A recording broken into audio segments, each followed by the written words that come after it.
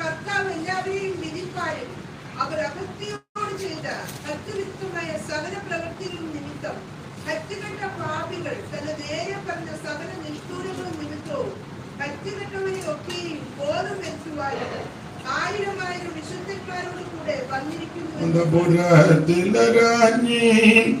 ചന്തമേറും ശോഭാമൂലം അന്തപുരത്തിലേറാഞ്ഞി ചന്തമേറും ശോഭ മൂലം അന്തപുരത്തിലേറാഞ്ഞി ചന്തമേറും ശോഭ മൂലം അന്തപുരത്തിലേറാഞ്ഞി ചന്തമേറും ശോഭ അന്തപുരത്തിലേറാഞ്ഞി ചന്തമേറും ശോഭ മൂലം അന്തപുരത്തിലേറാഞ്ഞി ചന്തമേറും ശോഭ മൂലം എന്നു പരിപൂർണ്ണ യാമിവരി അണിയും വസ്ത്രം പൊൻകസവു കൊണ്ടു നെയ്തതാ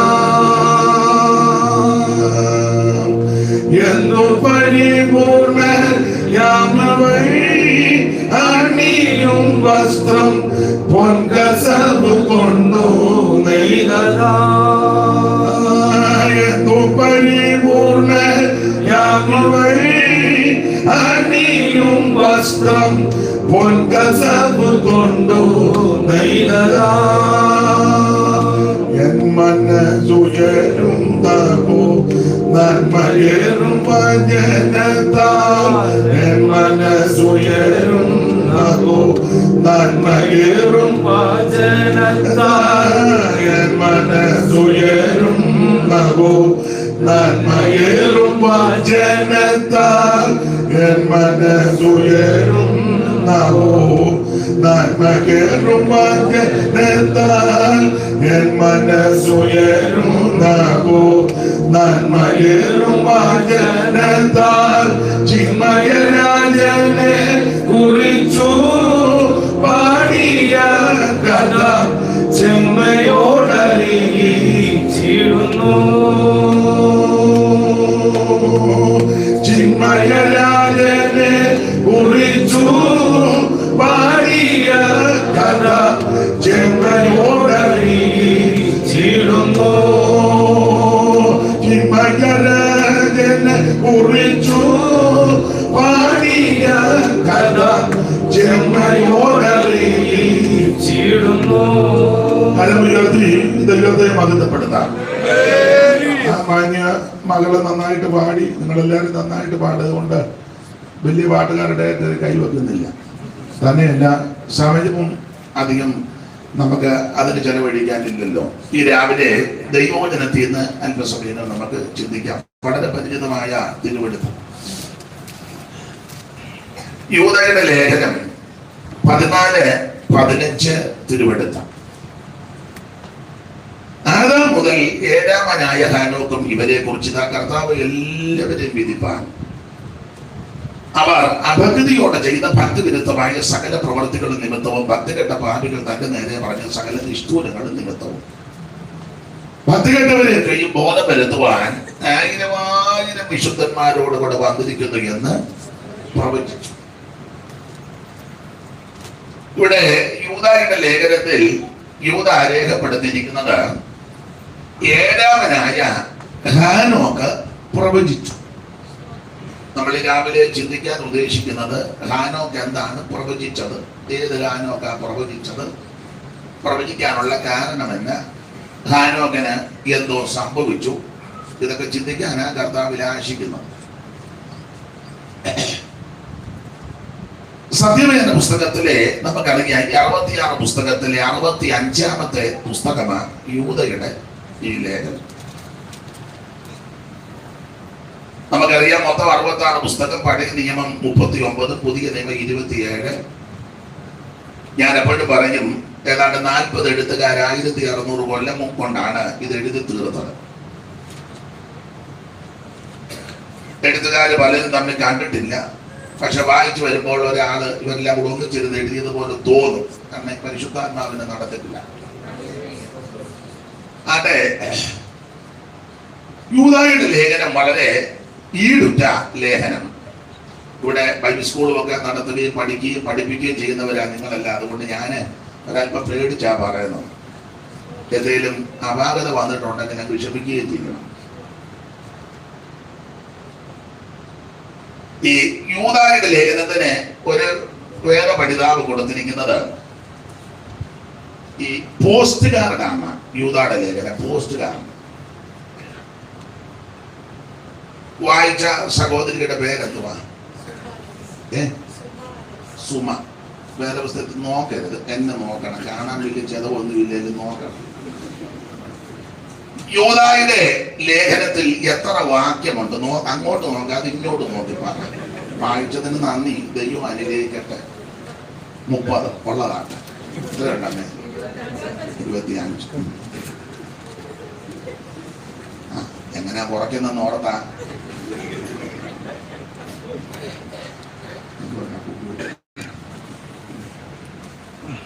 അപ്പോൾ 25 വാക്യമേ ഉള്ളൂ യൂദയുടെ ലേഖനത്തിൽ.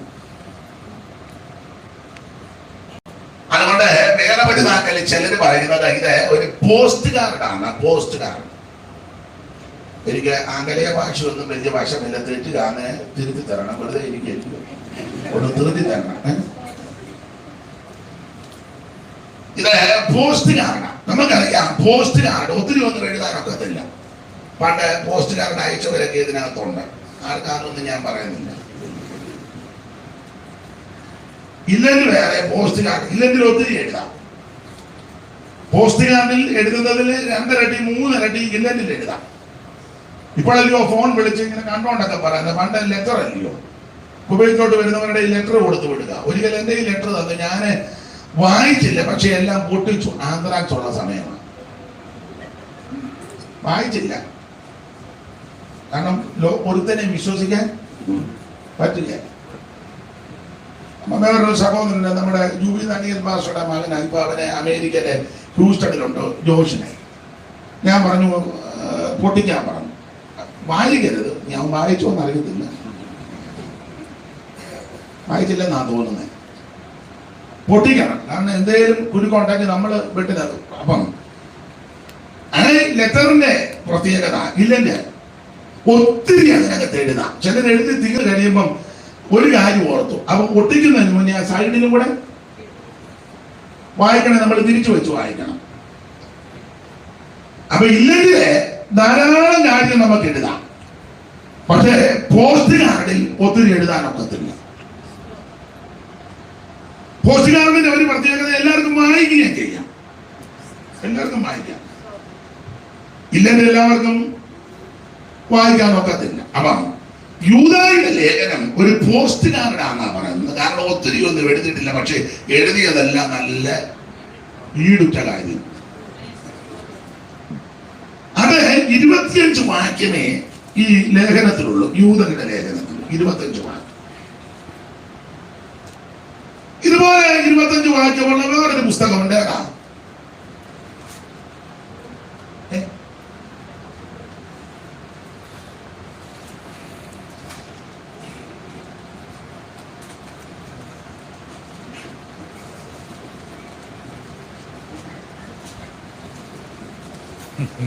അങ്ങനെ ഞങ്ങൾ പറഞ്ഞിട്ട് ഇയാള് തെളിയണ്ടെന്നായിരിക്കും.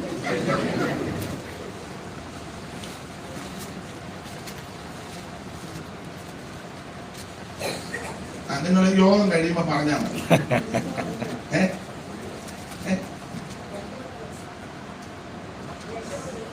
എത്ര വാക്യമുണ്ട്? ആ, ഞാൻ അധ്യായമാണെന്ന് ചോദിച്ച പുസ്തകത്തിന്റെ കാര്യമല്ല.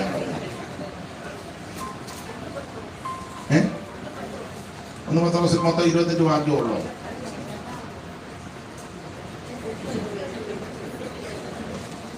രാവിലെ ആയതുകൊണ്ടായെങ്കിൽ അതെ പിന്നീട് കണ്ടുപിടിക്കുക. അപ്പൊ ശ്രദ്ധിക്കുക, യൂദയുടെ ലേഖനത്തിൽ 25 വാക്യമേ ഉള്ളൂ. ഫിലേമോന്റെ ലേഖനത്തിൽ എത്ര വാക്യമുണ്ട്?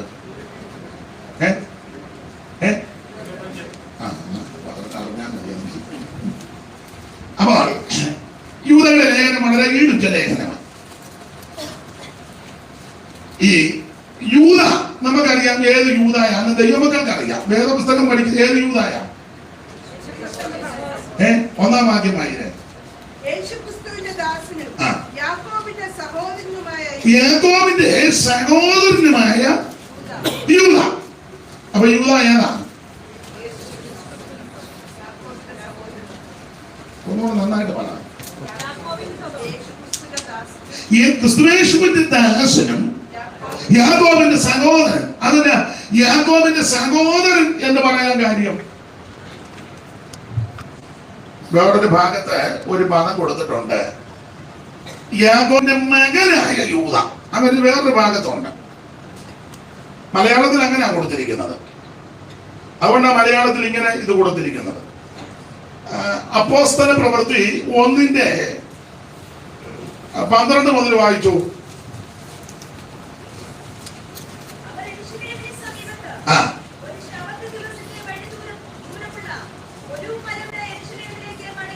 ഓടിച്ചു വായിച്ചു. മാളിക മുറിയിൽ കയറിപ്പോയി. പിന്നെ പത്രോസ്, യോഹന്നാൻ, യാക്കോബ്,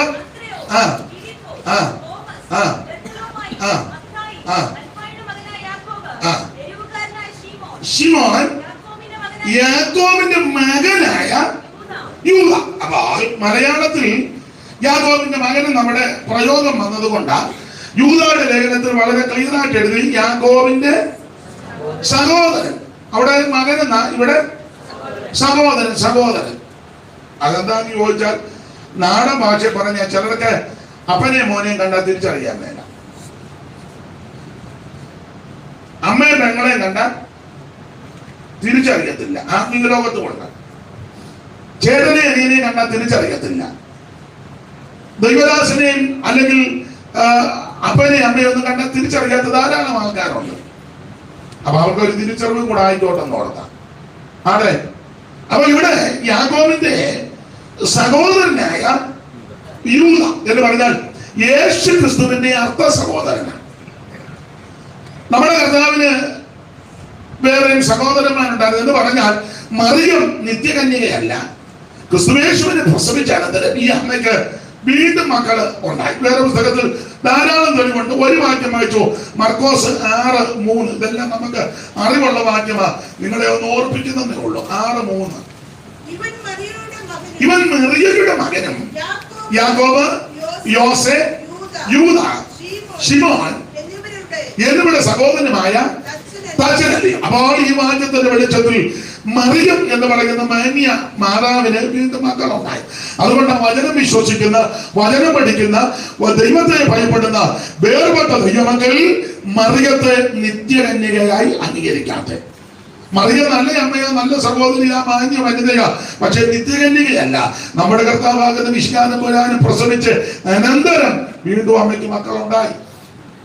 അതുകൊണ്ടല്ലോ ആദ്യജാതൻ എന്ന പ്രയോഗം കൊടുത്തിട്ട് അവൾ ആദ്യജാതനെ പ്രസവിച്ചു, പിന്നെ ജാതന്മാരുണ്ടായി എന്നർത്ഥം. അപ്പോൾ യേശുക്രിസ്തുവിന്റെ അർത്ഥ സഹോദരനാകുന്ന യൂദയാണ് ഈ ലേഖനം എഴുതിയിരിക്കുന്നത്. മാത്രമല്ല ഈ യൂദായുടെ ലേഖനത്തിലെ ഒരു പ്രധാന വിഷയം വേറെ പുസ്തകം പഠിക്കുന്നവർക്കറിയാം. 25 വാക്യമേ ഉള്ളൂ. ഇതിലെ പ്രധാനപ്പെട്ട ഒരു വിഷയം സൂക്ഷിക്കണം. അതാ ഇതിലെ പ്രധാന വിഷയം. 1-ാം വാക്യോ 6-ാം വാക്യോ 21-ാം വാക്യോ 24-ാം വാക്യോ 13-ാം വാക്യോ വായില്ലേ. യേശുക്രിസ്തുവിന്റെ ദാസനും യാക്കോബിന്റെ സഹോദരനുമായ യൂദ പിതാവായ ദൈവത്തെ സ്നേഹിക്കപ്പെട്ടു യേശുക്രിസ്തുവിനായി അവിടെ സൂക്ഷിക്കപ്പെട്ടു. 6-ാം വാക്യം.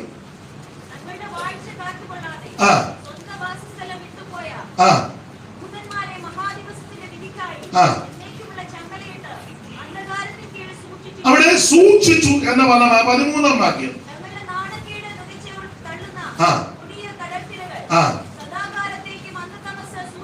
സൂക്ഷിച്ചു, അവിടെ സൂക്ഷിച്ചു. 21.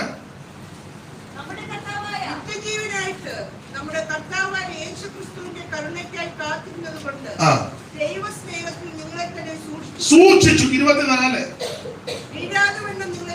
സൂക്ഷിച്ചു. അപ്പോൾ ഈ വാക്യത്തിലെല്ലാം കൊടുത്തിരിക്കുന്ന പ്രധാനപ്പെട്ട ഒരു പദം സൂക്ഷിക്കുക. അല്ല, ഞാൻ നിങ്ങളും ചെയ്യേണ്ട പ്രധാനപ്പെട്ട കാര്യവും സൂക്ഷിക്കണം. സംസാരം സൂക്ഷിക്കണം, ഇടപാട് സൂക്ഷിക്കണം, സഹകരണം സൂക്ഷിക്കണം, കൂട്ടായ്മ സൂക്ഷിക്കണം, ആരാധനയിൽ സൂക്ഷിക്കണം, പ്രാർത്ഥനയിൽ ശ്രദ്ധിക്കണം, സൂക്ഷിക്കണം. ഈ ലോകത്ത് ജീവിക്കുമ്പോൾ സൂക്ഷിക്കണം, സമൂഹത്തോട് ചുറ്റുപാടുകളിൽ ഇടപെടുമ്പോൾ സൂക്ഷിക്കണം, ജോലി സ്ഥലത്ത് അല്ലെങ്കിൽ ഔദ്യോഗിക രംഗങ്ങളിൽ ഇടപെടുന്ന മേഖലകളെല്ലാം സൂക്ഷിക്കണം. ദൈവത്തിന് മകനം. അവൾ 1-ാം വാക്യത്തിലും 6-ാം വാക്യത്തിലും 13-ാം വാക്യത്തിലും 21-ാം വാക്യത്തിലും 24-ാം വാക്യത്തിലും കൊടുത്തിരിക്കുന്ന പ്രധാനപ്പെട്ട പദം സൂക്ഷിക്കണം, സൂക്ഷിക്കുക. അപ്പൊ ഈ ലേഖനം വളരെ ഈടുറ്റ ലേഖനം. 12 കാര്യം ലേഖനത്തെ പറ്റി പറഞ്ഞെടുത്ത ഭാഗത്തോട്ട് വരാനാ.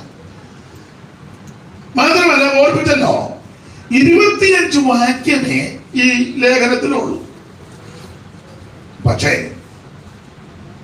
സകല വിഷയങ്ങളും ഈ ലേഖനത്തിലുണ്ട്. ഒറ്റ വാക്കി പറഞ്ഞാൽ, മനുഷ്യ സൃഷ്ടിക്ക് മുമ്പുള്ള വിഷയം മുതൽ യൂദ തുടങ്ങിയിരിക്കുന്നത്. 6-ാം വാക്യം.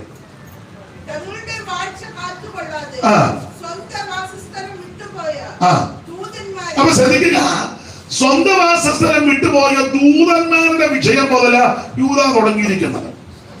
ഈ വാക്യം വിവാദവാക്യമാണ്, തർക്കമുള്ള വാക്യമാണ്. ഈ ദൂതന്മാർ ആരാണെന്ന് വേറെ പുസ്തകം പഠിപ്പിക്കുന്നവരുടെ ഇടയിൽ തർക്കമുണ്ട്. ചിലര് പറയുന്നത് യെശയ്യാ 14:12 ദൂതനാണെന്നും, ചിലര് പറയുന്നത് ആദിമ ഭൂമിയിൽ സ്ഥാപിച്ച അല്ലെങ്കിൽ ആകിയ ദൂതനാണെന്നും, ചിലര് പറയുന്നത് ഏദത്തോട്ടത്തിൽ കാവലേർപ്പെടുത്തിയ കെറൂബുകൾ ഉണ്ട് അവരാണെന്നും, ഇങ്ങനൊക്കെ ഒത്തിരി തർക്കമുണ്ട്. നമുക്കിപ്പോ തർക്കിക്കാൻ നേരമില്ല. തന്നെയല്ല തർക്കം ദൈവസഭയ്ക്കും ഇല്ല. പിന്നെ അറിഞ്ഞിരിക്കും. പിന്നെ ഒരു കാര്യം, എല്ലാം ഒന്നും നമുക്ക് പിടികിട്ടുകയല്ല. ചൊല്ലി പറയാനുണ്ടോ, സുപ്രസിദ്ധ വേദ പണ്ഡിതൻ, അങ്ങോട്ട് പണ്ഡിതനില്ല.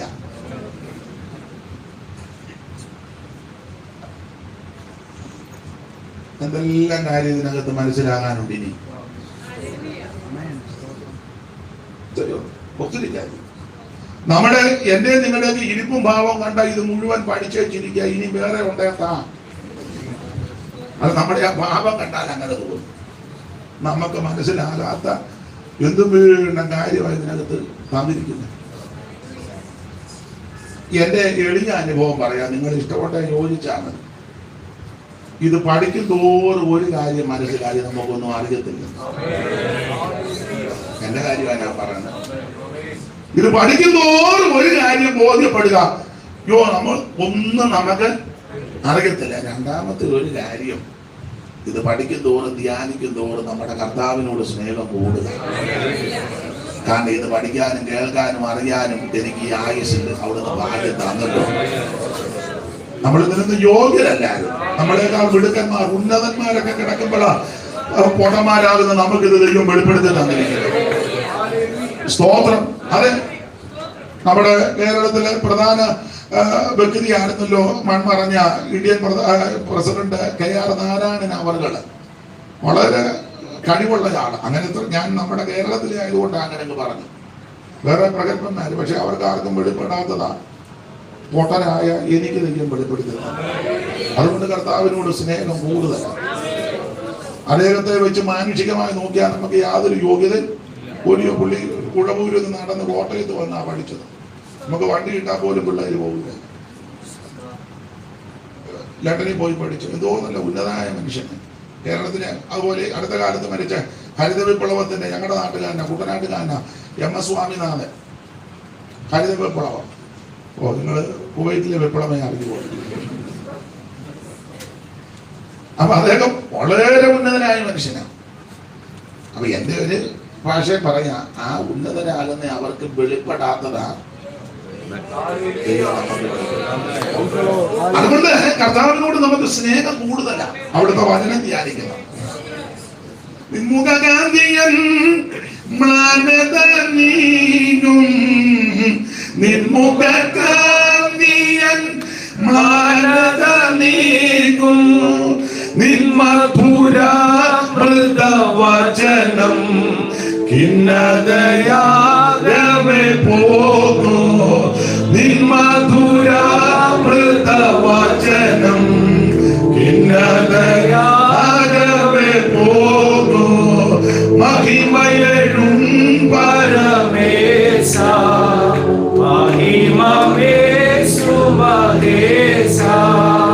മഹിമയേകും പരമേശ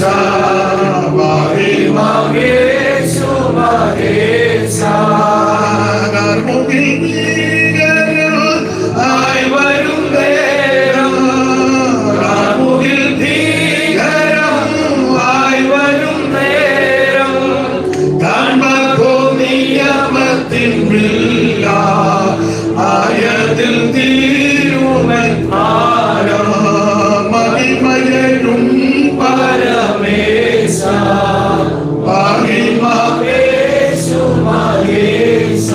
കരമുയർത്തി ദൈവത്തെ മഹത്വപ്പെടുത്താൻ. അപ്പോൾ അങ്ങനെ ഉന്നതന്മാരും ശ്രേഷ്ഠന്മാരുമാകുന്ന അനേകർക്ക് വെളിപ്പെടാത്തതാണ് ദൈവം നമുക്ക് ഈ വചനത്തിന്റെ സത്യം വെളിപ്പെടുത്തി തരുന്നത്. അപ്പോൾ ഇത് പഠിക്കുന്നതോറും രണ്ട് കാര്യമാണ്. എനിക്ക് ഒന്ന്, നമുക്കൊന്നും അറിയത്തില്ല. രണ്ട്, കർത്താവിനോട് സ്നേഹം കൂടുക. ദൈവത്തിന് മഹത്വം. അപ്പോൾ ഈ 6-ാം വാക്യം വിവാദവാക്യമാണ്. എന്തായാലും ആ വിവാദം അവിടെ നിൽക്കട്ടെ. ദൂതലോകത്തെ വിഷയം മുതലായി യൂദ തുടങ്ങിയിരിക്കുന്നത്. ദൂതലോകത്തെ വിഷയം മനുഷ്യനെ സൃഷ്ടിച്ചിട്ടില്ല. മനുഷ്യ സൃഷ്ടിക്ക് മുമ്പുള്ള വിഷയം മുതലാണ് തുടങ്ങിയിരിക്കുന്നത്. 25 വാക്യമേ ഉള്ളെന്ന് ഓർത്ത് ചുമ്മാ അലക്ഷ്യമായിട്ട് അത് ശ്രദ്ധിക്കരുത്. നന്നായിട്ട് ശ്രദ്ധിച്ചോണം. ദൂതലോകത്തെ വിഷയം മുതൽ മാത്രമാണോ അന്ത്യകാല വിഷയം വരെ? വായിച്ചേ 18. അന്ത്യകാലത്ത് മതി. അന്ത്യകാലത്ത്. അവൻ ഭൂതലോകത്തെ വിഷയം മുതൽ അന്ത്യകാല വിഷയം വരെ ഈ ലേഖനത്തിൽ കൊടുത്തിരിക്കുക. അപ്പൊ ഇത് വളരെ ഈടുറ്റ ലേഖനമാണ്. തടിക്കളയരുത്. പോസ്റ്റുകാരനാണെന്ന് പറഞ്ഞു. ഈടുറ്റ ലേഖനമാണ്. വേറൊരു കാര്യം കൂടെ പറയാം.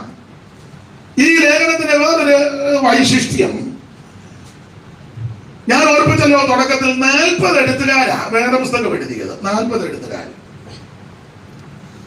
മോശെ തുടങ്ങി യോഹന്നാൻ അപ്പോസ്തലൻ വരെ 40 എഴുത്തുകാര് ഏതാണ്ട് 1600 കൊല്ലം കൊണ്ടായി ഈ പുസ്തകം മുഴുവൻ എഴുതി തീർത്തത്. എന്റെ ഭാഷയാണ്. 39 എഴുത്തുകാർക്കും വെളിപ്പെടാത്ത ചില വിഷയം യൂദായ്ക്ക് വെളിപ്പെടുത്തി കൊടുത്തു. 39 എഴുത്തുകാർക്കും വെളിപ്പെടാത്തത്. മോശയാണെങ്കിൽ 5 പുസ്തകം എഴുതി. ദാവീദ് ഏതാണ്ട് 100 സങ്കീർത്തനത്തോളം എഴുതി. 150-100 ദാവീദ് എഴുതിയതാണ്. മാത്രമല്ല ഈ പുസ്തകത്തിലെ വേറൊരു വിശേഷത, ഏറ്റവും കൂടുതൽ പുസ്തകം എഴുതിയതായ പുസ്തകം സത്യവേദ പുസ്തകത്തിൽ പറയരുത്. പൗലോസ് എത്ര പുസ്തകം? എബ്രായ ലേഖനോട് ചേർത്ത് 14.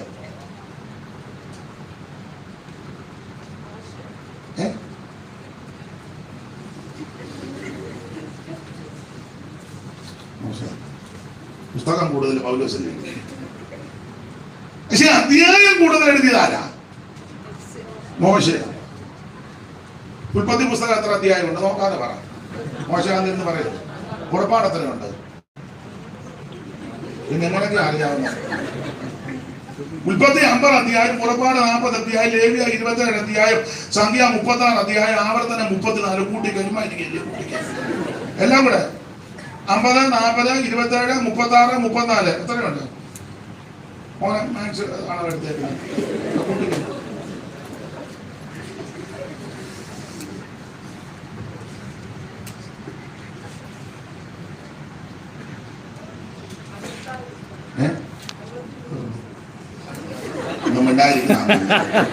അപ്പൊ ശ്രദ്ധിക്കുക, അധ്യായങ്ങൾ വെച്ച് നോക്കുമ്പോൾ കൂടുതൽ എഴുതിയത് മോശെ, പുസ്തകം വെച്ച് നോക്കുമ്പോൾ കൂടുതൽ എഴുതിയത് പൗലോസ്. എന്നാൽ ഈ പുസ്തകത്തിന്റെ വേറൊരു വിശേഷത നിങ്ങൾക്കറിയാം. അപ്പനും മോനും കൂടെ എഴുതിയ പുസ്തകമുണ്ട് ഇതിനകത്ത്. അപ്പനും മോനും, ദാവീദ് ശലോമോനും. വലിയ ഭാഗ്യമല്ലേ? സത്യവേദ പുസ്തകത്തിൽ അപ്പനും മകനും കൂടെ പുസ്തകം എഴുതി. മോമിന്റെ പരിവക്കേടായത് ഞാനിപ്പോ പറയുന്നില്ല. അപ്പൊ ഈ പുസ്തകത്തിന് ഒത്തിരി വിശേഷതയാ. ഞാൻ എപ്പോഴും ഓർക്കും, ദൈവമേ, ഇതൊക്കെ ഗ്രഹിക്കാനും പഠിക്കാനും ഒക്കെ ഈ ആയുസ് ലഭിച്ച ഭാഗ്യം വലുതല്ലേ? വലിയ ഭാഗ്യമാണ്. ഇത് പഠിപ്പിക്കുന്നതൊക്കെ വലിയ മഹാഭാഗ്യമാണ്. തലയിൽ ഇത് വായിക്കുന്നവനും വായിച്ച് കേൾപ്പിക്കുന്നതിന്. 3-ാം വാക്യം വായിച്ചു. 1:3, വെളിപ്പാട് 1:3.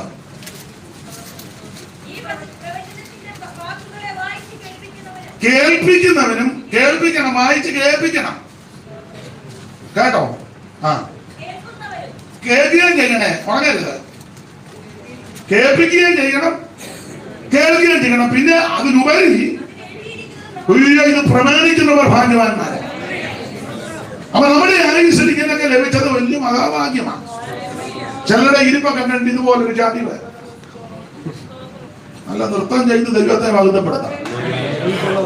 അപ്പോൾ ഞാൻ പറഞ്ഞത് 40 എഴുത്തുകാരിൽ 39 എഴുത്തുകാർക്കും വെളിപ്പെടാത്ത ചില സത്യം യൂദയ്ക്ക് ദൈവം വെളിപ്പെടുത്തി. പ്രധാനമായിട്ട് 2 കാര്യം. ഒന്ന്, അതിന്റെ 9-ാം വാക്യം വായിച്ചേ. എന്നാൽ പ്രധാന ദൂതനായ മിഖായേൽ അപ്പോൾ ഈ മോശയുടെ ഉയർപ്പിനോട് ബന്ധപ്പെട്ട് സാത്താൻ വന്ന് തർക്കിച്ചു വാദിച്ചപ്പോൾ പ്രധാന ദൂതനാകുന്ന മീഖായേൽ വന്ന വിഷയം യൂദായിക്ക് വെളിപ്പെടുത്തി കൊടുത്തത്. മോശയെ അടക്കിയത് ദൈവമാണെന്നറിയാം. അവിടെ തന്നെ 34 കിടപ്പുണ്ട്. 6-ാം വാക്യം വായിച്ചോ. പെട്ടെന്ന് വായിക്കണം.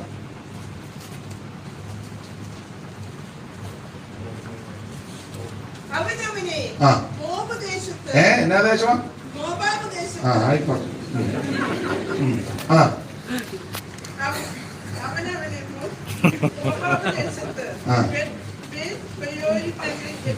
അടക്കിയല്ലോ, അത് മാറ്റി.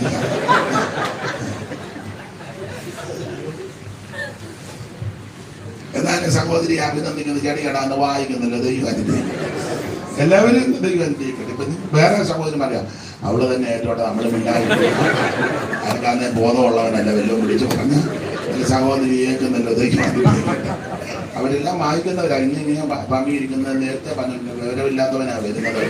അതൊക്കെ മൈക്ക് കിട്ടിയാൽ എന്തോ ആ വായി വരുന്ന എല്ലാവരും വിളിച്ച് പറയും. അതുകൊണ്ട് ദൈവത്തെ ഓർത്ത് മിണ്ടാതിരിക്കുന്നതായിരിക്കും. അതാണ് നിങ്ങൾ ചെല്ലിരിക്കുന്നത് എനിക്കറിയാം, നിങ്ങളുടെ ഭാഷ വായിക്കുമ്പോ. അപ്പൊ എന്തായാലും ഒരു കാര്യം പറയാം, ദൈവം മോശയെ അടയ്ക്കും. എന്നാൽ വേറെ പുസ്തകം പഠിച്ചാൽ മോശയെ ഉയർപ്പിക്കുന്നത് നമുക്കറിയാം. ഏലിയാവ് സ്വർഗത്തിലേക്ക് എടുക്കപ്പെടണം.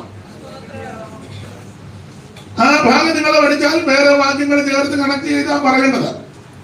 ഏലിയാവും എലീശയും 2 പേരും യാത്ര ചെയ്യുക. ഇടയ്ക്കിടയ്ക്ക് ഏലിയാവ് എലീശയോട് പറഞ്ഞു തിരിച്ചു പൊക്കോളാൻ പറഞ്ഞു. നിന്നാണ്, യഹോവയാണ്, ജീവനാണ്, നിന്നെ വിട്ട് ഞാൻ പിരിയത്തില്ല. ഗിൽഗാലി വന്നപ്പോ പറഞ്ഞു തിരിച്ചു പോക്കോ, ഇല്ല പോകുകയല്ല. ബെഥേലി വന്നപ്പോ പറഞ്ഞു തിരിച്ചു പോക്കോ, പോകത്തില്ല. യെരിഹോവിൽ വന്നപ്പോ പറഞ്ഞു തിരിച്ചു പോകില്ല. അപ്പൊ മനസ്സിലായി പോകുകയായിരുന്നു. യോർദാങ്കൽ വന്ന് പുറപ്പെടുത്ത് അടിച്ച് അക്കരെ കയറി 2 പേരും മുൻപോട്ട് യാത്ര ചെയ്തപ്പോൾ പെട്ടെന്ന് അഗ്നിയശ്വങ്ങളും അഗ്നിരഥങ്ങളും അവരെ തമ്മിൽ വേർപിരിച്ചെന്ന. അങ്ങനെ വേർപിരിച്ച് ഏലിയാവ് സ്വർഗത്തിലേക്ക് പോവുക. ആ പുറപ്പ് വീണപ്പോ എലീശ പറയുന്ന 1-2 പദപ്രയോഗമുണ്ട്. എന്റെ പിതാവേ, അങ്ങനല്ലേ, എന്റെ പിതാവേ ഇസ്രായേലിന്റെ തേരും തേരാലയും. എല്ലാ വാക്യങ്ങളും എടുക്കുന്നില്ല, ചരിത്രത്തിലോട്ട് പോകുന്നില്ല. ഇവിടെ വെച്ച് മോശയെ ഉയർത്തുക. അപ്പോൾ ഈ സന്ദർഭത്തിൽ പ്രധാന ദൂതനാകുന്ന മീഖായേൽ വന്നു. മോശയുടെ ഉയർപ്പിനെ സംബന്ധിച്ച് തർക്കം നടക്കുക, ഉയർപ്പിക്കാൻ ഒക്കത്തില്ല. അപ്പോൾ ഇങ്ങനെയുള്ള ഈ വിഷയം വെളിപ്പെട്ട് കിട്ടിയത് യൂദയ്ക്കാണ്. യൂദ അത് രേഖപ്പെടുത്തി. മോശയുടെ ശരീരത്തെ കുറിച്ച് പിശാച് തർക്കിച്ച് വാദിക്കുമ്പോൾ ദൂഷണവിധി ഉച്ചരിപ്പാൻ തുനിയാൻ അനുവദിക്കാതെ യഹോവ നിന്നെ കർഷിക്കും. അപ്പോൾ 39 എഴുത്തുകാർക്കും വെളിപ്പെടാത്ത ഈ മാർമിക വിഷയം ദൈവം യൂദായിക്ക് വെളിപ്പെടുത്തി കൊടുത്തു. മാത്രമല്ല, 2ാമത് വെളിപ്പെടുത്തി കൊടുത്ത ഒരു വിഷയമാണ് നമ്മുടെ കുറുവാക്യം ഹാനോക്ക് പ്രവചിച്ചത്. ഇതും യൂദായിക്കാണ് ദൈവം വെളിപ്പെടുത്തി കൊടുത്തത്. അപ്പോൾ ഈ ലേഖനം വളരെ ഈടുറ്റ ലേഖനമാണ്, വളരെ ആഴമേറിയ ലേഖനം. ഇനി അടുത്തത്, ഈ ലേഖനത്തിന്റെ ഒരു പ്രയോഗം 3 വിഷയങ്ങൾ കൂടെ പറഞ്ഞിട്ടുണ്ട്. 3 കാര്യം, 3ന്റെ ഒരു കണക്ക്. 3 എന്നുള്ളത് ഒരു നല്ല കണക്കാണ്, ഇല്ലയോ? ഒരു നല്ല കണക്ക് പറഞ്ഞ് ബിബിളിക്കലായിട്ട് 3-ന്റെ 7 മൂന്ന് പറയാൻ പറഞ്ഞ പേരാണ്. ആ മൂന്നാം ദിവസം ഉയർത്തു. പിന്നെ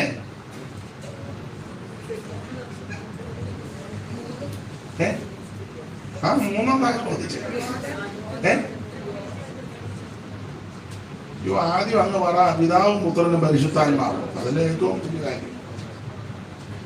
അപ്പൊ ഈ മൂന്ന് എന്നൊരു കണക്ക് ഈ പുസ്തകത്തിലുണ്ട്. മൂന്ന് ഒന്നാം വാക്യം വായിച്ച മൂന്ന് കാര്യം പറഞ്ഞിട്ടുണ്ട്. യേശുക്രിസ്തുവിന്റെ ദാസനും യാക്കോബിന്റെ ദാസനും യാക്കോബിന്റെ സഹോദരനുമായ എത്ര പേരുടെ പേരുണ്ട്? മൂന്ന്. കണക്ക് കണ്ടോ? മൂന്ന്. യേശുക്രിസ്തു, യാക്കോബ്, യൂദ. മൂന്ന് പേര്. അടുത്ത വാക്യം പഠിച്ചേ. സ്നേഹിക്കപ്പെട്ടും പിന്നെ സൂക്ഷിക്കപ്പെട്ടും പിന്നെ വിളിക്കപ്പെട്ട്. അപ്പൊ സ്നേഹിക്കപ്പെട്ട്, സൂക്ഷിക്കപ്പെട്ട്, വിളിക്കപ്പെട്ട്. മൂന്ന് പദം കണ്ടോ? ആദ്യം മൂന്ന് വ്യക്തികളെ കണ്ടു, ഇപ്പൊ മൂന്ന് പദങ്ങൾ കണ്ടു. രണ്ടാം വാക്യം വായിച്ചേ. കരുണ, സമാധാനം, സ്നേഹം. അത് മൂന്നാ. കരുണ, സ്നേഹം, സമാധാനം. അത് മൂന്നിന്റെ കണക്കാണ്. ഇനി മൂന്ന് സംഭവങ്ങൾ. 5 മുതലുള്ള വാക്യം വായിച്ചേ.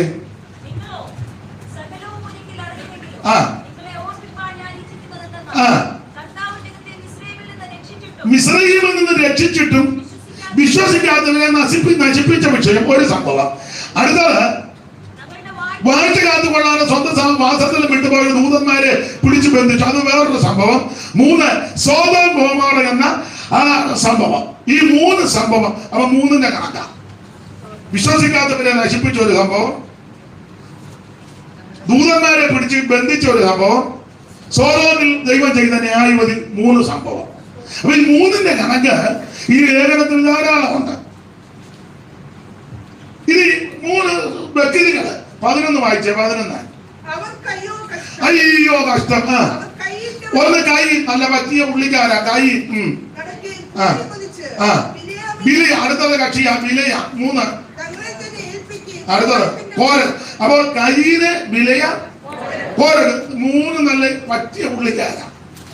കൈയിന് വിലയ, കോരൻ. അല്ല, എനിക്ക് അവിടെയൊക്കെ നിന്ന് പ്രസംഗിക്കാൻ കൊള്ളാന്നുണ്ട്. പ്രസംഗിക്കാറുണ്ടല്ലോ ഒത്തിരി. ദൈവത്തിന്റെ മുഖത്താണ്. കൈയിന്റെ വഴി. എന്തുവാ കൈയിന്റെ വഴി? സാധാരണ നമ്മൾ പറഞ്ഞ ചക്കയും മാങ്ങായും എല്ലാം കൊണ്ട് വെച്ചെന്നാ. ചേന, ചേമ്പ്, കാച്ചില്. നാട്ടിലെ രീതിയാ. കൈയിന്റെ വഴി എന്ന് പറഞ്ഞാൽ അതിനൊരു ആശയം ഇതാണ്. ഹാവേലും കയ്യിലും കൂടെ യാഗം കഴിക്കാൻ പോയത്.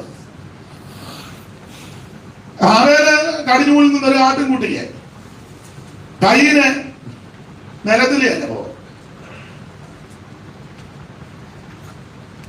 ആട്ടിൻകുട്ടിയെ യാഗം കഴിക്കണം. അതാ പ്രമാണം.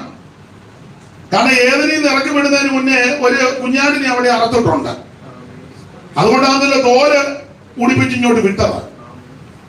അപ്പോൾ അപ്പനാകുന്ന യാതാൻ തന്റെ പിള്ളേരോടൊക്കെ പറഞ്ഞു കാണും ഇങ്ങനൊരു സംഭവം നടന്നിട്ടുണ്ട്. ലിഖിതമായ പ്രമാണമില്ലെങ്കിലും, ലിഖിതമല്ലാത്ത ഇപ്പൊ നമുക്ക് ലിഖിതമായ പ്രമാണമില്ലാത്തത് നമ്മൾ അനുഷ്ഠിക്കുന്നില്ലേ? ഇല്ലേ? ഇല്ലേ? എന്തേലും പറ. നമ്മുടെ പേര് എവിടെ നാട്ടിൽ വരും?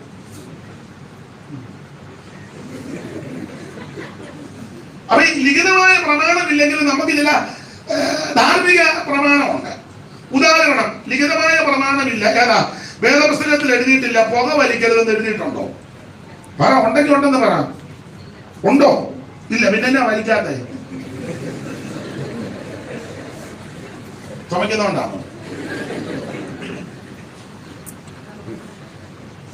ലിഖിതമായിട്ട് അവന്റെ മുമ്പിൽ കൂടെ പുക പൊങ്ങിയെന്നാ. വേണമെങ്കിൽ വലിക്കേണ്ടവർക്ക് അതിന് കിടപിടിക്കുന്ന ഒരു വാക്യമാണ്. പക്ഷെ നമുക്കറിയാം അത്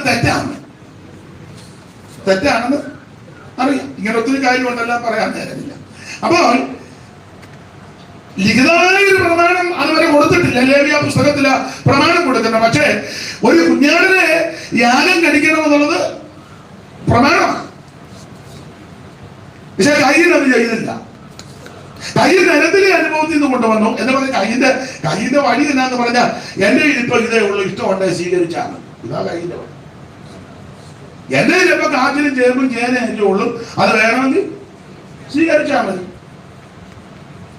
ഹാബേൽ ആട്ടുകൂടി അവനുള്ളത് കൊണ്ട് അവൻ കൊണ്ടുവന്നു. എന്റെ ഇപ്പം ഈ നഗരത്തിന് ഇതൊക്കെ ഉള്ളൂ, ഇഷ്ടമുണ്ട്. ഇങ്ങനെയല്ല ഇപ്പൊ ആത്മീയ ലോകത്ത്, ഞാൻ ലോകത്തിൽ ഇങ്ങനെ ഇരിക്കുള്ളൂ, ഇഷ്ടമുണ്ട് ഈ സഭയിൽ ഇരുത്തിയാൽ മതി. കൈയുടെ വഴിയാ. എല്ലാരും കൈയടിച്ച് വാങ്ങുമ്പോ ഞാൻ കൈയടിക്കത്തില്ല, ഞാൻ ഇങ്ങനെ ഇരിക്കുള്ളൂ. എന്നെ ഇഷ്ടമുണ്ട് ഇവിടെ. എന്നാ നിങ്ങൾക്ക് എല്ലാവരും അരുതാഴിയ പോലെ ഇവിടെ തിരുമേശം നടക്കുമ്പോ ഞാൻ എടുക്കത്തില്ല, ഞാൻ ഇഷ്ടമുണ്ട് എനിക്ക് തന്നാ മതി, ഇല്ല എനിക്ക്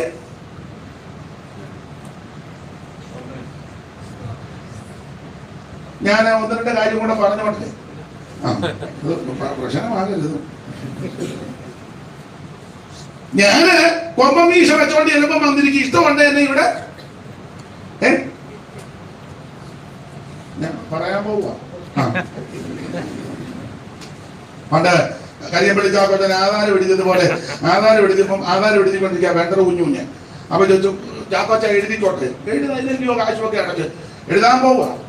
എഴുതിക്കൂ, എഴുതുവേ. അപ്പൊ എഴുത അതിനല്ലയോ തന്നെ എഴുതുക. അപ്പൊ പുള്ളി ചോദിച്ച കൂടെ തന്നെ, ചാക്കോച്ചൻ ഞാൻ എഴുതുമ്പോ ചാക്കോച്ചന്റെ ഭാര്യ അച്ചുക്കുട്ടി കറിയാച്ചന്റെ ഭാര്യയായിട്ട് വരും. അത്ര എഴുതാ പുള്ളി എഴുതാൻ പോകുന്ന. പറഞ്ഞു അങ്ങനെ തന്നെ എഴുതണ്ടെന്ന് പറഞ്ഞിട്ടുണ്ട്. എന്ന് പറഞ്ഞാൽ ഞാൻ പറയാൻ പോവുക. കയ്യിന്റെ വഴി ഞാനിങ്ങനെയൊക്കെ ഈ ആരാധനയെ സംബന്ധിച്ചോളൂ. ഇഷ്ടമുണ്ട് എനിക്കിവിടെ മെമ്പർഷിപ്പ് തന്നാൽ മതി, ഇഷ്ടമുണ്ട് ഇരുത്തിയാൽ മതി. ഞാൻ അല്പം സേവിക്കും, ഞാൻ അടിക്കും. എപ്പോഴും ഒന്നുമില്ല, ഓണത്തിനും ക്രിസ്തുമസിനും സന്തോഷം വരുമ്പോ നിങ്ങൾ അടിക്കുന്ന കാര്യമല്ല പറഞ്ഞേ, നിങ്ങളെല്ലാം വിശുദ്ധന്മാരില്ലയോ. പിന്നെ ട്രെയിനിൽ പോകുമ്പോ അങ്ങനെയുള്ളവരുമുണ്ട്. സ്തോത്രം. പണ്ടടുത്ത് തന്നെ പുക വലിച്ചു. അപ്പം തെറ്റാണ്, ഈ തണുപ്പത്ത് സെൻട്രൽ പാസ് വരെ വലിച്ചു പോകുന്നു. അവന്റെ ഡയലോഗ ഓടമഞ്ഞ് ഇറങ്ങിയിരിക്കുക. വേറെ വിശ്വാസം പിന്നെ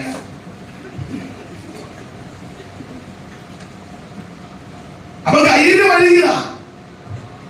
വഴി എന്റെ ഇതേ ഉള്ളൂ, ഞാനിത് കൊണ്ട് വെച്ചു, ഇഷ്ടമുണ്ട്. അങ്ങനല്ല, നിന്റെ ഉണ്ടെങ്കിലും ഇല്ലെങ്കിലും പ്രമാണം നീ കാക്കണം. നമ്മുടെ സാഹചര്യത്തിനൊത്ത് ആരാധിക്കുന്നതല്ല പ്രമാണം. ദൈവം വെച്ച മലിനത്തിന്റെ വ്യവസ്ഥയിൽ ആരാധിക്കുന്നതാണ് പ്രമാണം.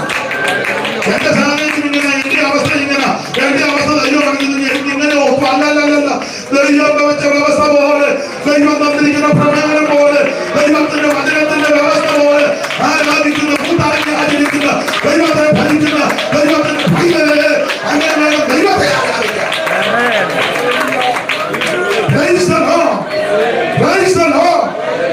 ഇതാണ് അയ്യന്റെ വഴി. ഞാൻ വിവരിക്കുന്നില്ല. കർത്താവിന് ഭഗതന്റെ അയ്യന്റെ വഴി. മൂന്ന് പേരാ. ഒന്ന് കയ്യിൽ, പിന്നെ ആരാ? വിലയാൻ കാശ് നോക്കി. കാശ് എങ്ങനെയായാലും 10 പുത്തൻ. പുള്ളിയുടെ ഡയലോഗ് കേട്ടാ അവർക്ക് പുള്ളിക്ക് കാശിനോട് വലിയ താല്പര്യം വന്നു. കാശിനോട് ആർക്കാ താല്പര്യം ഇല്ലാത്ത? ഒരാളെന്ന് കൈ നോക്കിക്കേ. എന്നെ പറയാം, കാശിനോട് താല്പര്യമുള്ളതുകൊണ്ട് അങ്ങോട്ട് വന്നേ അല്ലേ? ആത്മഭാരം കയറി വന്നോ? ആത്മഭാരം കയറി എന്തിനാ പ്ലെയിനെ കയറുന്നേ? ആത്മഭാരത്തോട്ട് പോയ അവിടെ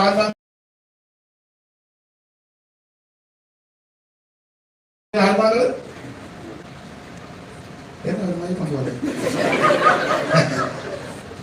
ഇവിടെ ഞാൻ സഹിത ഇവിടെ വിദേശ രാജ്യത്ത് അമേരിക്കയിലും ഗൾഫിലും ഒക്കെ വരുന്ന സകല ആൾക്കാരും കാശിനാഗ്രഹം ഉള്ളതുകൊണ്ടാണ്. അല്ലാതെ ആത്മഭാരം കയറി ഒരാൾ പറഞ്ഞത് നിങ്ങൾ ആരും പറഞ്ഞിട്ടുണ്ട്, അവൻ ഏതാണെന്ന് എന്നോട് കൂടെ ഒന്ന് പറയണം. നമുക്കെല്ലാം കാശ് ആവശ്യമാണ്. നിങ്ങൾക്കും. നിങ്ങൾ ഈ ചൂട് പിടിച്ച ഇത്ര ബന്ധപ്പെട്ട് കഷ്ടപ്പെട്ട് ഈ രാജ്യത്ത് ചിലരൊക്കെ ആട്ടും തുപ്പും ഒക്കെ കേട്ടാ ജീവിക്കുന്നത്.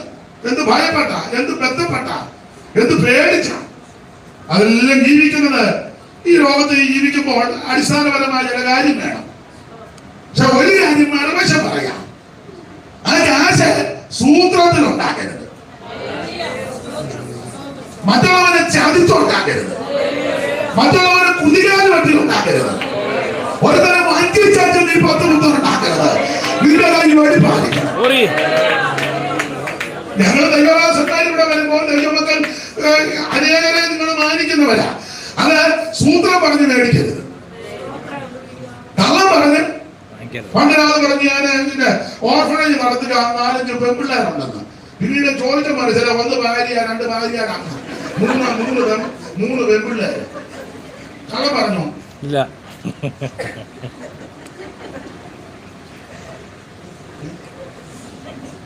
കള്ളമൊന്നും പറഞ്ഞില്ല. ദൈവത്തിന് മകത്താണ്. നമ്മുടെ നാവ് സൂക്ഷിക്കണം, കൈ വെടിപ്പായിരിക്കണം. വെടിപ്പുള്ള കൈ നിർമ്മല ഹൃദയവും. ദൈവത്തിന് മഹത്വം. കൈ വളർത്തുമ്പോൾ ഇതിനകത്ത് ആകൃത്യം ഒന്നും കാണരുത്. അപ്പൊ ബിലിയാമിന്റെ സൂത്രം ഞാൻ ചോദിച്ചാൽ, പൊതുവിൽ പറഞ്ഞു എനിക്ക് പൈസയോടൊന്നും വലിയ താല്പര്യം ഇല്ലെന്ന്. ഒരു വാക്യം വായിച്ച തെളിവിന് 22-ാം അധ്യായത്തിന്റെ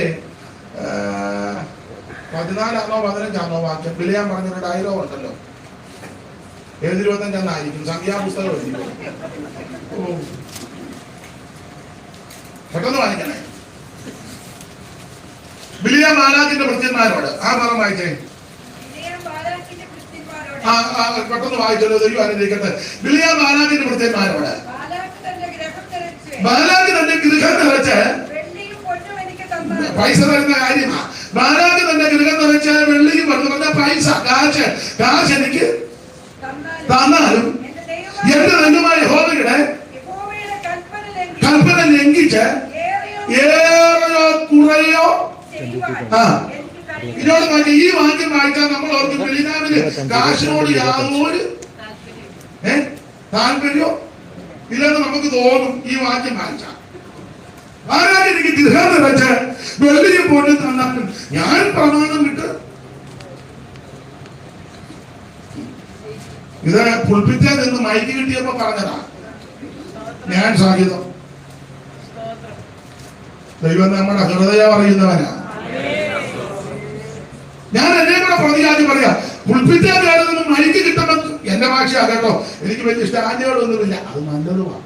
അതുകൊണ്ട് എനിക്ക് കുറെ കാര്യം പറയാം. സ്റ്റാൻഡേർഡ് നോക്കിക്കഴിഞ്ഞാൽ പിന്നെ ആർക്കും ഒന്നും. പണ്ട് മർമാണി കല്യാണം കഴിച്ചു, അതിന്റെ തൊടുമർമ്മം അറിയാം. അതിനതിന് പെമ്പളയാ പുള്ളിയെ തല്ലുന്നത്. ഇയാള് തല്ലാൻ ചെല്ലുമ്പോ അവിടെ എല്ലാം മർമ്മമാണ്. തല്ലാൻ ചെല്ലുമ്പോ മർമ്മമാണല്ലോ. അതിനതിന് നമ്മളെ കുടുംബത്തിന് ചുരുക്കി പറഞ്ഞ അയാള് താലുകൊണ്ട് മർമ്മം കൂടുതൽ അഴിഞ്ഞാൽ താലും മേടിക്കും. അപ്പൊ ഈ സ്റ്റാൻഡേർഡ് കൂടുതലായി കഴിഞ്ഞാൽ എല്ലാ ഉപദേശവും പറയാൻ ഒക്കത്തില്ല. നമുക്ക് ഇങ്ങനെ സ്റ്റാൻഡേർഡിൽ അതുകൊണ്ട് കിട്ടുന്ന അവസരം നല്ലതാണ്. ഇവന്റെ ഡയലോഗ് അത് ഞാനും നിങ്ങളും പലരും സ്റ്റേഡിയം നിൽക്കുമ്പോ പുൽപ്പിറ്റി കയറുമ്പോൾ മൈക്ക് തരുമ്പം നമ്മളെല്ലാം നല്ല ഡയലോഗ് പറയും. ഈ ജീവിതത്തോടെ വിഷയത്തോടെ എടുക്കുമ്പോഴോ ഇതന്നെ അബിലിയാമിന്റെ വഞ്ചിക്കല്ലേ, ആകാരെ വഞ്ചിക്കല്ലേ. സ്റ്റേഡിയം എന്ന് പറയും. നമ്മുടെ ഇന്നത്തെ വിഷയം അഗാപ്പെ എന്ന് പറഞ്ഞ മുൻ സെക്രട്ടറി അല്ലായിരുന്നു. അഗാപ്പെ എന്ന് പറഞ്ഞു. ഞങ്ങളുടെ മാമത്തെ പറഞ്ഞ ആകെ അഗാപ്പെ.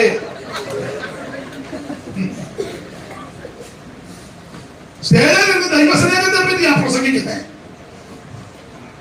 പക്ഷെ സ്റ്റേഡിയം ഇരിക്കുന്ന പലരുമായിട്ട് മിണ്ടത്തുമില്ല, കൈ കൊടുക്കുകയല്ല. എത്ര വർഷമാണ് കിട്ടിയിട്ട് വിഷയം എന്നാ?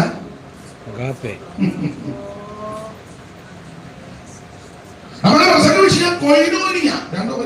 ഇരിക്കട്ടെ, കൊയിനോനിയ എന്ന് പറഞ്ഞ കൂട്ടായ്മ.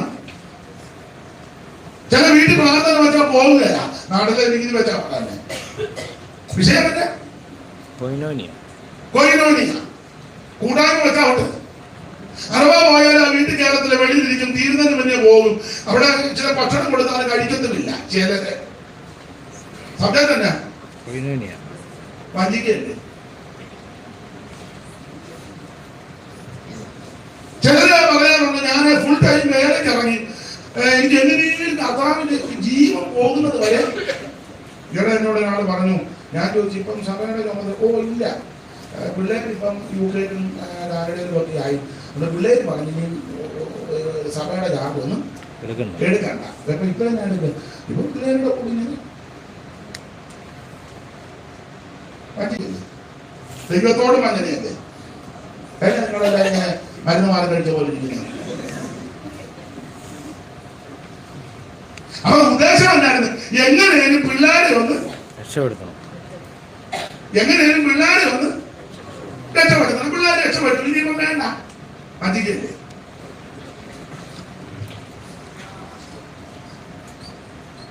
നമ്മളെ നല്ലതുപോലെ അറിയുന്ന ഒരു ദൈവമുണ്ട്. അതെ, ഞാന് ഇങ്ങനെ പറഞ്ഞാൽ ഒത്തിരി കാര്യം പറയേണ്ടി വരും. ദൈവത്തിന് മഹത്വം. അപ്പോൾ വിലിയം പറയുക, എനിക്ക് മാരാജ് ഗൃഹം നിറച്ച് വെള്ളിക്ക് കൊണ്ട് തന്നാലും ഞാൻ പ്രമാണം വിട്ട്. ഇത് പുറമേ ഡയലോഗ് പറഞ്ഞ് ദൈവം ഇവന്റെ ഹൃദയത്തെ നോക്കി, എന്റെ ഭാഷ പറഞ്ഞ ദൈവം തമ്മിൽ ഇവന്റെ ഹാർട്ട് സ്കാൻ ചെയ്തു. ചില അസുഖമൊന്നും പെട്ടെന്ന് പരിശോധിച്ചാലൊന്നും അതിനെ സ്കാൻ ചെയ്ത്, അങ്ങനല്ലേ നാട്ടിലൊക്കെ എങ്ങനെ സ്കാൻ ചെയ്യാം. പിന്നെ ചില സ്കാനിങ് സെന്ററും ഡോക്ടർമാരുമായിട്ടൊരു ധാരണയുള്ളത് കൊണ്ട് ഡോക്ടർ തന്നെ പറയും ഇതിന് അങ്ങോട്ട് ഇറങ്ങുമ്പോൾ ഇടത് വശത്ത് മൂന്നാമതാണ്. അതുവഴി തമ്മിൽ ധാരണ. ഞാൻ എതിർക്കുന്നില്ല, ഡോക്ടറുമായിട്ടൊരു അഭിപ്രായ വ്യത്യാസം വേണ്ട. കടം മേടിച്ചാൽ വേറൊരു സ്ഥലത്തും കൂടെ സ്കാൻ ചെയ്യുന്ന നല്ലതാണ്. ഡോക്ടർ പറയാത്ത ഒരു സ്ഥലത്തും കൂടെ രണ്ട് റിപ്പോർട്ടിന്റെ വെളിച്ചത്തിലെ ചികിത്സ അല്ല. അവർ പറയുന്നത് സ്കാൻ ചെയ്താൽ ഇപ്പൊ തന്നെ ഓപ്പറേഷൻ ചുരുക്കുമെന്ന് പറഞ്ഞ് കിടക്കരുത്. രണ്ട് തലമുറ ഒന്ന്. അപ്പൊ ഈ വിലിയമിന്റെ ഹാർട്ട് സ്കാൻ ചെയ്തു. സ്കാനിങ് റിപ്പോർട്ട് രണ്ട് റിപ്പോർട്ടും സെയിമാണ്. യൂദായുടെ ലേഖനത്തിലും പത്രോസിന്റെ 2-ാം ലേഖനം 2-ാം അധ്യായം അതിന്റെ 15-ാം വാക്യം വായിച്ചേ. അവർ നേർവഴി വിട്ടു തെറ്റി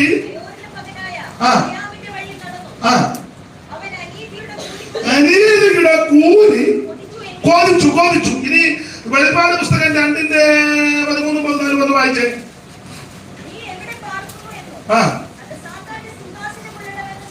ഓൾവായില്ലേ അവിടെ ബിലിയാമിന്റെ വാഞ്ചന കൂലി കൊതിച്ചു. ബിലിയാമിന്റെ 16-ാം വാക്യമാണോ? കൂലി കൊതിച്ച് ഇടത്ത് വെപ്പാൻ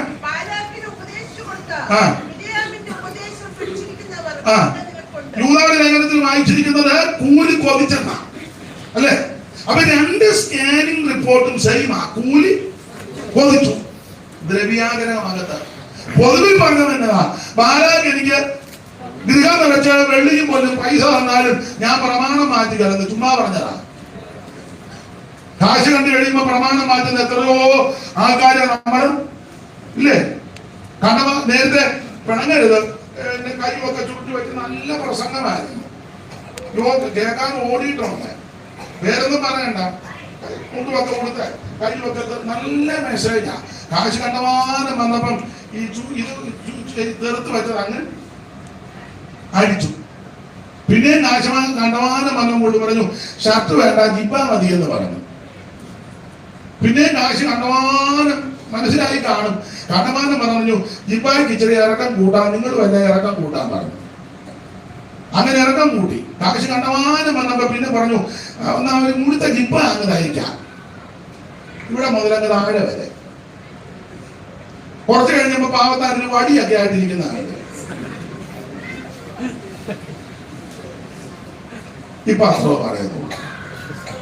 മനസ്സിലായ കാര്യമല്ലല്ലോ. കാശ് കണ്ടമാനം വന്നു കഴിയുമ്പോ പ്രമാണം മാറ്റുമെന്ന് പുള്ളിക്ക് പറഞ്ഞ് മനസ്സിലാക്കിയിട്ടുണ്ട്. ദൈവത്തിന് മഹത്വം. എന്തിനാ അങ്ങോട്ട് പോകുന്നത്? നമ്മുടെ പല ഉപദേശമാരും എബ്രാഹിം പറഞ്ഞരുത്. പല ഉപദേശമാരും നാട്ടില് കേരളത്തില് കർക്കശമായിട്ട് ഉപദേശം പറഞ്ഞു.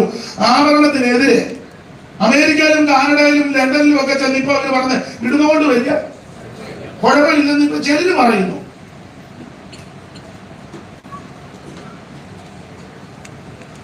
കൂലികളെല്ലാം മണ്ടന്മാരും ഇട്ടവരെല്ലാം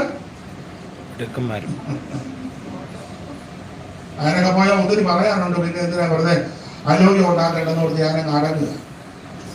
യുവരാസം പറഞ്ഞോളാണ് പറഞ്ഞു. എന്നാലും ദൈവത്തിന് മഹത്വം. അകത്ത് മുഴുവൻ ദ്രവ്യാഗ്രഹമാണ്. കാശ് കണ്ടമാനം വന്നു കഴിയുമ്പോൾ ഉപദേശം മാറ്റും, പ്രമാണം മാറ്റും, സഭ വിൽക്കും. അനുവാദത്തിൽ കിടന്ന ഒരാൾ പണ്ട് സഭ വിറ്റ് കാപ്പ് കുടിച്ചു, അതിനെ കൊണ്ടായിരുന്നു സഭ. ബിലിയാമിന്റെ വഞ്ചന.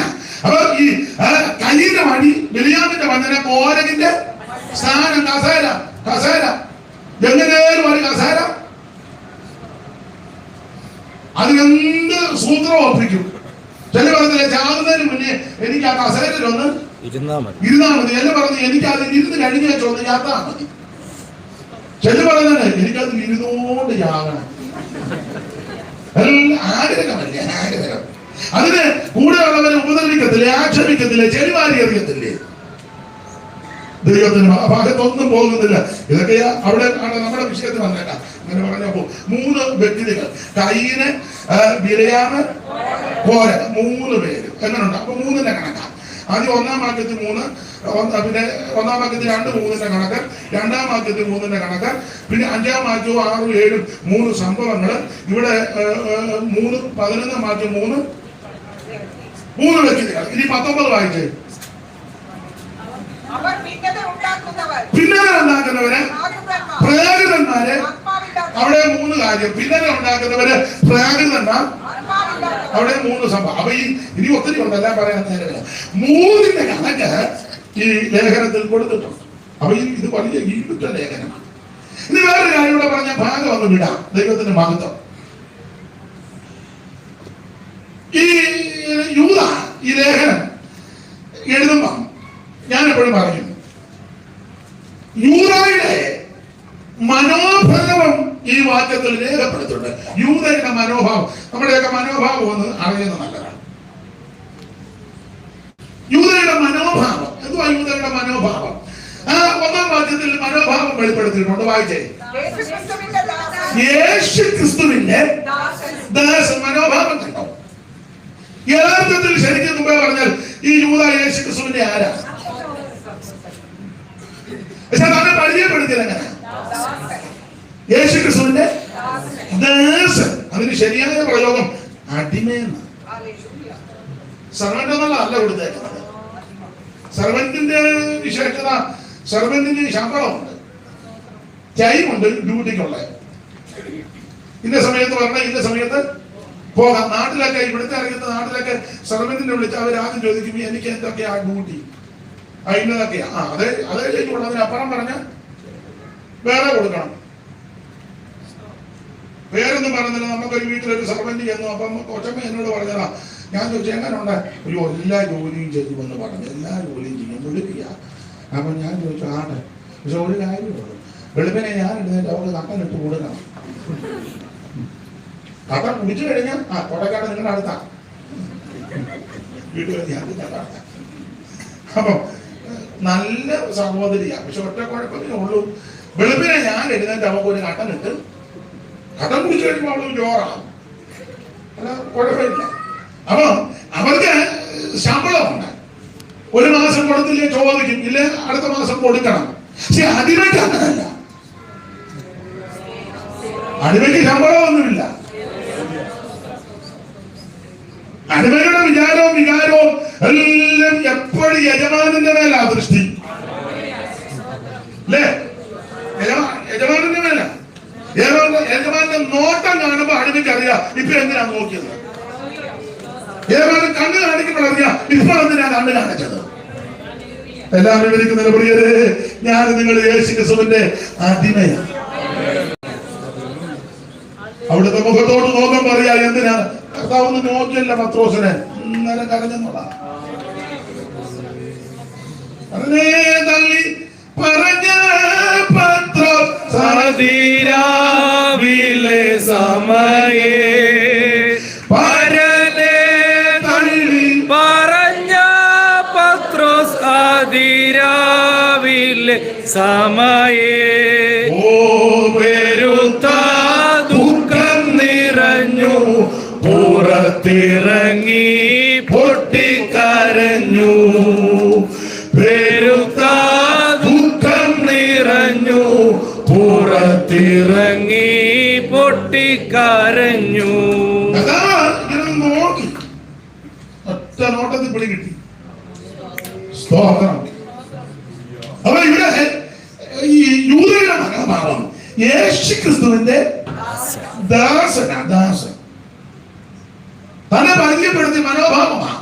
പരിചയപ്പെടുത്തുന്നത് ക്രിസ്തുയേശുവിന്റെ ദാസൻ. ഞാനോ നിങ്ങളിൽ ചിലരോ ആയിരുന്നെങ്കിൽ നമ്മളെ എങ്ങനായിരിക്കും പരിചയപ്പെടുത്തുന്നത്? യൂദയുടെ സ്ഥാനത്ത് ഞാനോ നിങ്ങളോ ആയിരുന്നെങ്കിൽ എങ്ങനെയാണ്?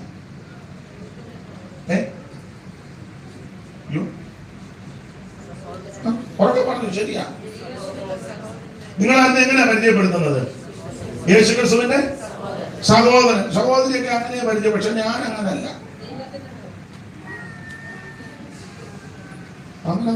ഞാൻ ആരെയാ പറയാം? ദൈവത്തിന്റെ അനിയനായ യൂദ. ദൈവത്തിന്റെ അനിയനല്ലേ? യേശുക്രിസ്തു ദൈവമല്ലേ? മഹാദൈവവും നമ്മുടെ രക്ഷിതാവുമായ യേശുക്രിസ്തു. അപ്പം പരിചയപ്പെടുത്തുമ്പോൾ ദൈവത്തിന്റെ അനിയനായ, കുറച്ചുകൂടെ നമുക്ക് ഒരു സ്ഥാനമല്ലേ? പക്ഷെ യൂദ മനോഭാവം കണ്ടോ?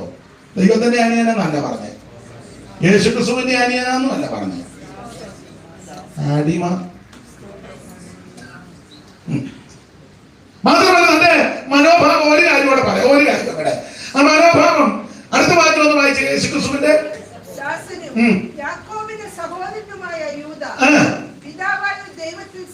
പിതാവായ ദൈവത്തിൽ സ്നേഹിക്കപ്പെട്ടു യേശുക്രിസ്തുവിനായി സൂക്ഷിക്കപ്പെട്ടു വിളിക്കപ്പെട്ടതുമായ ആ പ്രിയപ്പെട്ടവരെ കഴിയുന്നത് അടുത്ത വാക്യം.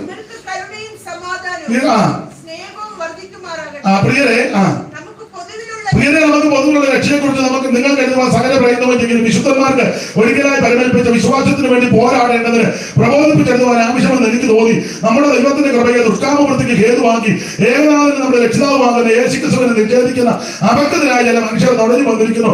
അവരുടെ ഈ ശിക്ഷാവിധി പണ്ട് തന്നെ. അപ്പൊ അതിലെ മനോഭാവം ഒന്ന് തന്നെ പരിചയപ്പെടുത്തുമ്പോൾ യേശുക്രിസ്തുവിന്റെ ദാസൻ, അടിമ. രണ്ട് മനോഭാവം. നിങ്ങൾ ആ പദം ശ്രദ്ധിച്ചോ? പ്രിയരെ, നമുക്ക് പൊതുവിലുള്ള രക്ഷ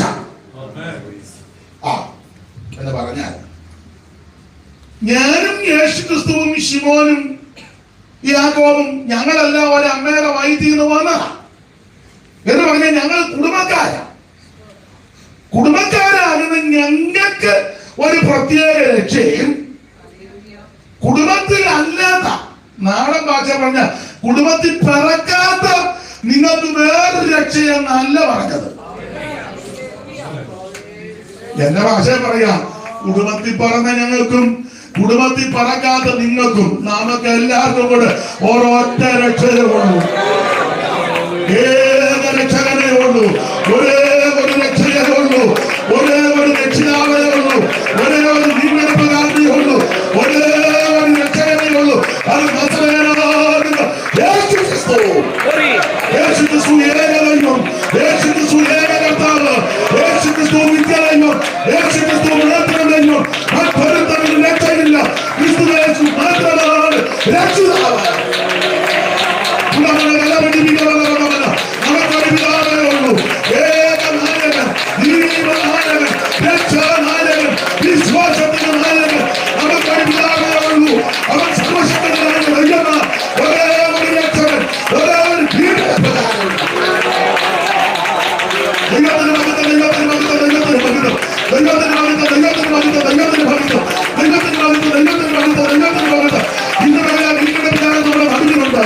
ഭാരതം ഒന്നച്ചേർത്തവനായി, കൂട്ടുകാടിപ്പിച്ച് വെള്ളോട് സദസ്യമുള്ള പ്രാരമുള്ളവനായി, 7 നക്ഷത്രം അല്ലെങ്കിൽ പിടിച്ചവനായി, ദൈവനാഥിന്റെ ഏകാധിപതി, താൻ മാത്രം അമർത്യനോട് രാജാധിരാജാധികർത്താവും. ഓ praise the Lord.